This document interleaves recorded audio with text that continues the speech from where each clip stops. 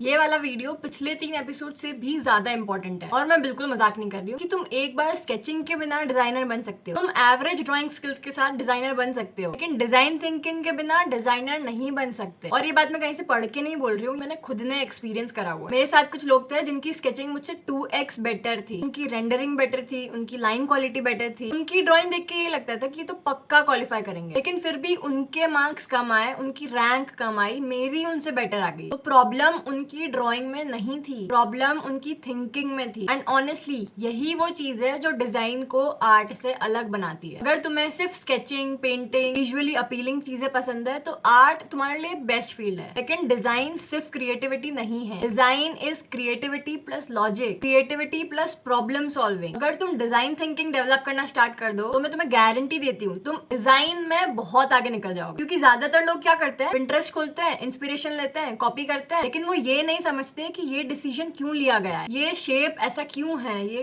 Colour क्यों use किया गया है, ये फीचर क्या प्रॉब्लम सॉल्व कर रहा है, कोई भी चीज एक प्रोडक्ट में क्यों ऐड करी गई है। और एग्जैक्टली इसी चीज को समझना design thinking. What is design thinking? अब मैं सिंपल लैंग्वेज में समझाती हूँ। डिजाइन थिंकिंग का मतलब बहुत फैंसी आइडियाज देना नहीं है। डिजाइन थिंकिंग का मतलब हर डिसीजन के पीछे जो रीजन था वो समझना है। हर प्रोडक्ट एक प्रॉब्लम सॉल्व कर रहा होता है और डिजाइनर ही होता है जो प्रोडक्ट के थ्रू प्रॉब्लम सॉल्व करता है। बस इतना सिंपल। और सिंपल बताऊं तो ये सिर्फ दो चीजों के पीछे घूमती है, ये प्रोडक्ट कौन सी प्रॉब्लम सॉल्व कर रहा है और यूजर का एक्सपीरियंस कैसा है। बस अभी के लिए इतना ही समझो। हमको अभी कोई प्रोडक्ट डिजाइन नहीं करना है, अभी हमें कोई स्टार्टअप लॉन्च नहीं करना है, अभी हमें ऑब्जर्व करना है वो चीजें जो हमारे आसपास ऑलरेडी एग्जिस्ट कर रही है, उन प्रोडक्ट्स की पीछे की थिंकिंग समझना है। And trust me, this is a game changer. Example से समझाती हूँ। सपोज हम ये एयरपोर्ट्स का केस ले लेते हैं। नॉर्मल इंसान क्या देखेगा, ब्लू कलर केस है, इधर डिस्प्ले है, चार्जिंग पॉइंट है, ईयरबड्स इधर रखते हैं, खत्म। लेकिन एक डिजाइनर यहाँ से स्टार्ट करता है, ये शेप ऐसा क्यों है, स्क्वायर क्यों नहीं है, रेक्टेंगल क्यों नहीं है, परफेक्ट स्फेयर क्यों नहीं है। और आंसर सिंपल है, स्क्वायर या क्यूबॉइड होता तो कॉर्नर्स हमारी पॉकेट में हमें चुप सकते थे। प्रॉपर सर्कल होता तो जैसे हम पॉकेट में बॉल रखते हैं ना, ऐसा फील होता, अजीब सा, ऑकवर्ड सा। ये कॉर्नर स्मूथ रखे गए ताकि पॉकेट के अंदर इजीली स्लाइड हो जाए। इधर से थिकनेस कम है ताकि पॉकेट में कम स्पेस ले, यूज करने में इनकन्वीनियंस ना हो। अब प्लीज ये मत बोलना कि ये तो ऑब्वियस था। नहीं,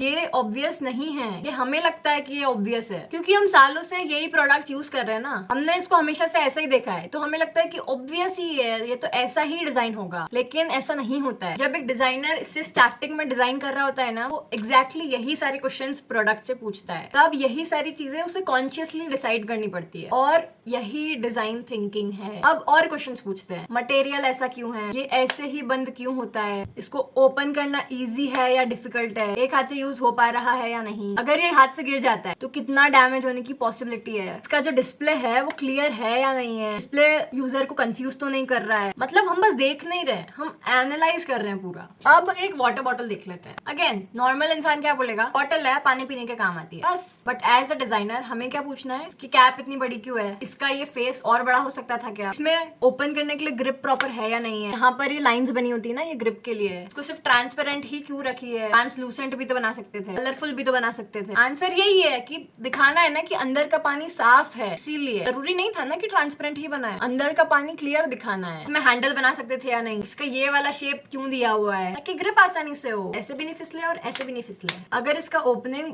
बहुत ही छोटा बना देते तो अलग प्रॉब्लम्स हो सकती थी, जैसे कि इसको रिफिल करने में दिक्कत आती। अगर इससे बड़ा बना देते तो एक बार में ज्यादा पानी आता तो पीने में इनकन्वीनियंस होता। ये सारे डिसीजंस डिजाइन थिंकिंग है और ये सब डिसीजंस यूजर के बिहेवियर को देख के लिए जाते हैं। यही थिंकिंग हमको डेवलप करनी है। अब मैं व्हाट्सएप का एग्जांपल देती हूँ। लोग सोचते हैं कि डिजाइन सिर्फ फिजिकल प्रोडक्ट्स में होती है, नहीं, डिजिटल प्रोडक्ट्स में भी होती है। व्हाट्सएप में मैसेज आता है, हम सीन करते हैं तो ब्लू टिक क्यों आता है, वो टाइपिंग क्यों शो होता है, वॉइस नोट का बटन नीचे राइट कॉर्नर में ही क्यों है, सेंड बटन ग्रीन कलर का क्यों है। इमेजिन करो अगर सेंड बटन और डिलीट का बटन सेम होता, सेम कलर सेम साइज, तो कितनी बार गलतियां होती। हाँ, सिर्फ स्क्रीन के अंदर भी डिजाइन थिंकिंग है। हमें एग्जैक्टली यही सारी चीजें बाकी प्रोडक्ट्स के साथ भी करनी है। प्रोडक्ट को बस देख के ऐसे छोड़ मत दो, क्वेश्चंस पूछो, ये शेप ऐसा क्यों है, मटेरियल ऐसा क्यों है, क्या क्या फीचर्स है, फीचर्स काम के है भी या नहीं, कि फालतू में लगाए हुए हैं, कोई भी प्रोडक्ट क्या प्रॉब्लम सॉल्व कर रहा है। ये जितना ज्यादा करते जाओगे ना, तुम्हारी डिजाइन थिंकिंग उतनी इंप्रूव होती जाएगी। डिजाइन थिंकिंग ऑब्जर्व करने से आती है, क्यूरियस होने से आती है। मैं डिजाइन थिंकिंग और समझने के लिए ये बुक भी पढ़ रही हूँ। तुम्हें पढ़ना है तो पढ़ो, नहीं तो इससे मैं जो भी सीख रही हूँ ना, मैं आगे वीडियोस में बताने वाली हूँ। आगे वाले वीडियोस में डिजाइन थिंकिंग की और बात करेंगे, क्योंकि